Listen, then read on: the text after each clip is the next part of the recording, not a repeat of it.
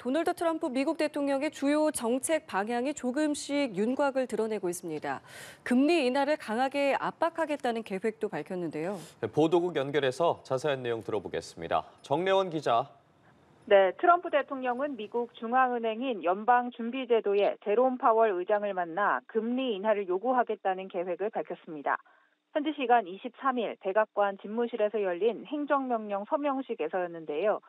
금리를 낮추기 위해 파월 의장과 대화하겠냐는 질문에 적절한 시기에 그렇게 하겠다라고 답한 겁니다. 트럼프 대통령은 중앙은행의 독립성을 침해한다는 우려에도 금리 인하를 압박하겠다는 계획을 거듭 밝힌 바 있는데요.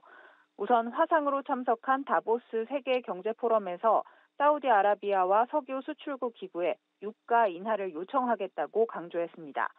그리고 이에 따라 유가가 내려오면 즉시 금리를 내리라고 요구하겠다고 말했습니다. 서명식에서도 마찬가지로 유가가 내려오면 물가가 낮아지면서 인플레이션이 없어질 것이고 그러면 금리가 내려올 것이라고 주장했습니다. 트럼프 대통령은 또 연준이 이런 요구에 응할 것이라고 생각한다면서 금리가 얼마나 떨어지기를 바라느냐는 질문에는 많이라고 답하기도 했습니다. 네, 이처럼 행정명령 서명식에서 나온 또 다른 정책 방향들도 좀 짚어볼 텐데 우선 약 일주일 뒤에 일부 국가에 관세를 부과하겠다고 거듭 예고했습니다.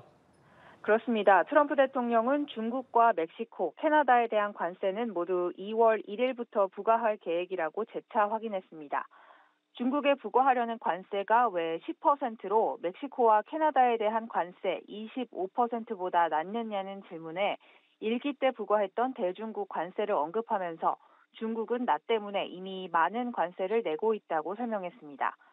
또 유럽의 나토 회원국들이 국방비를 국내 총생산의 2%에서 5%로 늘려야 한다는 입장을 재확인했는데요. 트럼프 대통령은 우리가 그들을 보호하지 그들이 우리를 보호하지는 않는다면서 왜 그들을 위해 한 푼이라도 써야 하는지 모르겠다고 표현했습니다. 또 러시아가 우크라이나 전쟁을 끝내기 위해 협상해야 한다면서 블라디미르 푸틴 러시아 대통령을 가능한 한 이른 시일에 만나겠다고도 밝혔습니다. 서명식에서는 트럼프 대통령이 발표한 인공지능 투자 계획을 일론 머스크 테슬라 CEO가 비판한 게 신경 쓰이느냐는 질문도 나왔는데요. 트럼프 대통령은 아니다라면서 일론이 관련된 사람들 중 한 명을 싫어할 뿐이다라고 정리했습니다. 머스크가 오픈 AI의 샘 올트먼 CEO와 사이가 좋지 않아서 나온 반응일 뿐이라고 일축한 것으로 해석됩니다. 네, 그리고 트럼프 대통령은 그동안 미국을 가상화폐 세계 수도로 만들겠다고 공약한 바가 있었는데요. 이와 관련해서 이 가상화폐 정책 검토는 어떻게 진행이 되고 있습니까? 네, 트럼프 대통령은 가상화폐 관련 정책을 검토할 실무 그룹 신설을 지시하는 것으로 본격적인 코인 정책 검토를 시작했습니다. 가상화폐 실무 그룹은 디지털 자산 관련 정책에 대해 백악관에 조언하는 역할을 맡을 예정인데요. 가상화폐 규제의 틀을 짜는 한편 가상화폐 입법 관련 제안을 담은 보고서를 향후 약 6개월 안에 제출하게 됩니다. 이 제안서에는 국가 차원에서 디지털 자산을 비축하는 방안에 대한 평가도 주요 내용으로 들어갈 것으로 보입니다.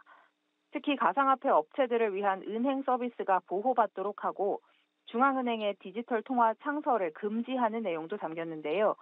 트럼프 대통령은 이 조치에 대해 나라를 위해 많은 돈을 벌어줄 것이라고 전망했습니다.